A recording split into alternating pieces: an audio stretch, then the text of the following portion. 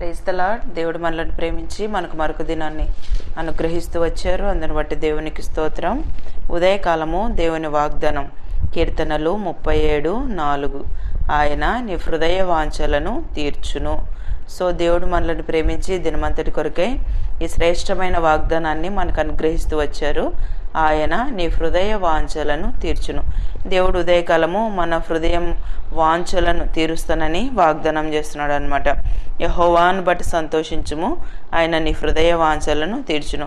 So మనం దేవుని బట్టి సంతోషించే వారంగా మనం ఉంటూ వచ్చినప్పుడు ఆయన మన హృదయంలో వెలువడే మన హృదయ కోరికలను ఆయన తీర్చేటువంటి దేవుడు. అంటే మనం 37వ అధ్యాయంలో చదివినట్లయితే అనేక విషయాలు అక్కడ రాయబడుతూ వచ్చాయి. అంటే చెడ్డవారిని చూసి, దుష్కార్యములు చేసేవారిని చూసి మనం వ్యసన పడకూడదని. సో యెహోవా యందు నమ్మిక ఉంచి అలాంటి వారికి సహితం మనము మేలు చేసేటువంటి వారంగా ఉండాలని మనం దేవుని యొక్క వాక్యంలో చదువుతాం. దేవునికి మన మార్గాన్ని అప్పగిస్తూ వచ్చినప్పుడు, దేవుణ్ణి మనం నమ్ముకుంటూ వచ్చినప్పుడు మన జీవితంలో ఆయన మన కార్యాలు నెరవేర్చే దేవుడు. దేవుని కొరకు మనం మౌనంగా ఉండి ఆయన కొరకు కనిపెట్టుకోండమని ఇక్కడ దావీదు మహారాజు కీర్తనల్లో మరి రాసినట్టుగా మనం దేవుని యొక్క వాక్యంలో చదవగలం.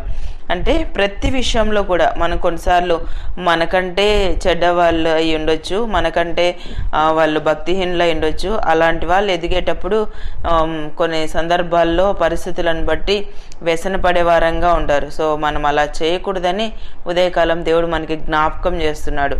అలాంటి వారిని కూడా మనం ప్రేమించి వారికి మనం మేలు చేస్తూ వచ్చినప్పుడు దాన్ని బట్టి దేవుడు మన హృదయ వాంఛలను తీరుస్తానని ఉదయకాలం మనకి జ్ఞాపకం చేస్తున్నామంటే యెహోవాను బట్టి సంతోషించుము, ఆయన నీ హృదయ వాంఛలను తీర్చును.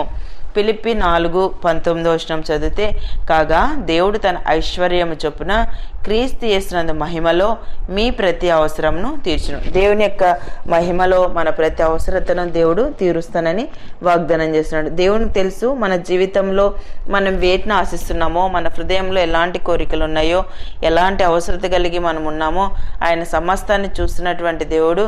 సో ఖచ్చితంగా ఆయన న్యాయమును ప్రేమించే దేవుడు. ఆయన తన భక్తులను విడువడు, వారెన్నటిన్నిటికీ కాపాడబడుదురు గాని అనే దేవుని యొక్క వాక్యంలో రాయబడింది. న్యాయంను ప్రేమించేటువంటి దేవుణ్ణి మనం ధరించి ఉన్నాం. సో అలాంటి దేవుణ్ణి మనం కలిగి ఉన్నప్పుడు మన పరిస్థితులను బట్టి మనము భయపడకూడదు, పరిస్థితులను బట్టి దిగులు పడకూడదు, పరిస్థితులను బట్టి అయ్యో నాకంటే వీళ్ళు చెడ్డవాళ్ళే, నాకంటే వీళ్ళు భక్తిహీనులే, వీళ్ళు అబద్ధాలు చెప్పేవాళ్ళే. సో వారి జీవితంలో రకరకాల పరిస్థితులు వాళ్ళు కలిగి ఉండవచ్చు, కానీ వాళ్ళు వర్ధిల్లేటప్పుడు మనం వాళ్ళని బట్టి మనము అంటే హృదయంలో వ్యసన పడే వారంగా మనం ఉండకూడదు. లూకాసు వార్త 18:8 చదివితే, ఆయన వారికి త్వరగా న్యాయం తీర్చును. అన్యాయస్తులైన న్యాయాధిపతి ఆ విధవరాలు మాటికి అడిగేటప్పుడు న్యాయం తీర్చినప్పుడు, సో న్యాయాన్ని ప్రేమించే దేవుని మనం కలిగి ఉంటూ వచ్చాం. మన దేవునికి ఒక పేరు కూడా, ఆయన న్యాయకర్త అయినటువంటి దేవుడు. సో అలాంటి సజీవుడైన దేవుని మనం ఉదయకాలం కలిగి ఉంటూ వచ్చాం. మన పరిస్థితులను బట్టి ఆయన మనకి న్యాయం చేయడా? దేవుడు ఖచ్చితంగా ఆయన న్యాయం చేసేటువంటి దేవుడు అనమాట. దేవుడు మనకు అనుగ్రహించిన వాగ్దానాలు మనం సొంతం చేసుకోవాలి, వాటిని మనం స్వతంత్రించుకోవాలి.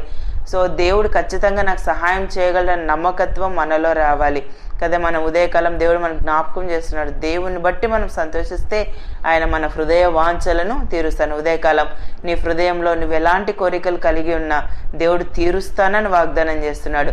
ఒకవేళ సో నీ కోరికలకు బదులుగా కొన్నిసార్లు నీ ఇంట్లో పరిస్థితులు బాగలేకుండొచ్చు, అవి ఆర్థిక ఇబ్బందులు అయి ఉండొచ్చు, అనారోగ్యమై ఉండొచ్చు, చెప్పుకోలేని సమస్యలు అయి ఉండొచ్చు. ఉదయకాలం నువ్వు ఎలాంటి పరిస్థితులతో ఉండి నేనెప్పుడు ఇలాగా నా జీవితాన్ని నేనెలాగూ ఈ విధంగా కట్టుకోగలను, నా జీవితం ఎప్పుడు ఆశీర్వదింపబడుతుంది, సో నేను ఎప్పుడు ఇలా ఉంటానని హృదయంలో నువ్వు కలలు కంటూ నువ్వు ఎన్నో కోరికలు కలిగి ఉన్నావేమో, దేవునికి అసాధ్యమైంది ఏమీ లేదు. న్యాయకర్త అయిన దేవుని నేను కలిగి ఉన్నాను కాబట్టి దేవుడు ఖచ్చితంగా నా హృదయ వాంఛలన్నీ తీరుస్తానని నేను దేవుని మీద ఎప్పుడైతే ఆధారపడతావో దేవుడు తప్పకుండా నీ జీవితంలో ఆయన నీ హృదయ వాంఛలను తీరుస్తాడనమాట. ఉదయకాలం దేవుడు మనకు అనుగ్రహించిన ప్రశస్తమైన వాగ్దానం మన జీవితానికి అన్వయించుకొని ముందుకు కొనసాగినట్లు ప్రభు మనందరికీ సహాయం చేయనుగాక. ప్రార్థన చేసుకుందాం. ప్రియమైన తండ్రి, మీకు వందనాలు యేసయ్య.